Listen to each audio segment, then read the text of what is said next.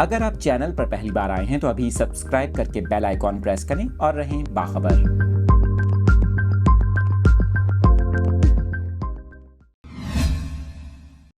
اس اہم خبر کی تفصیلات آپ کو بتا رہے ہیں۔ محکمہ داخلہ سندھ نے محرم الحرام میں امن و امان کی صورتحال برقرار رکھنے کے لیے اہم فیصلہ کر لیا۔ آپ کو بتا رہے ہیں کہ محکمہ داخلہ سندھ نے صوبے بھر میں 9 اور 10 محرم الحرام کو موٹر سائیکل کی ڈبل سواری پر پابندی عائد کر دی۔ آپ کو بتائیں کہ محکمہ داخلہ سندھ نے صوبے میں ڈبل سواری پر پابندی سے متعلق نوٹیفیکیشن بھی جاری کر دیا۔ نوٹیفیکیشن کے مطابق صوبے میں 9 اور 10 محرم کو موٹر سائیکل کی ڈبل سواری پر پابندی ہوگی، جبکہ ڈبل سواری پر پابندی کے حکم سے خواتین، بچوں، معذور افراد اور بزرگوں کو استثناء ہوگا۔ اس کے ساتھ ساتھ آپ کو یہاں پر یہ بھی بتائیں کہ صوبے میں اسلحہ ساتھ لے کر چلنے کے تمام اجازت نامے بھی معطل کر دیے گئے، جبکہ صوبائی محکمہ داخلہ کے مطابق صوبے میں محرم سے متعلق اجتماعات کے علاوہ ہر قسم کے جلسے جلوسوں پر بھی پابندی عائد کر دی گئی ہے۔ دوسری جانب آپ کو بتائیں کہ وزارت داخلہ نے محرم الحرام کے دوران ملک بھر میں فوج تعینات کرنے کا فیصلہ کر لیا۔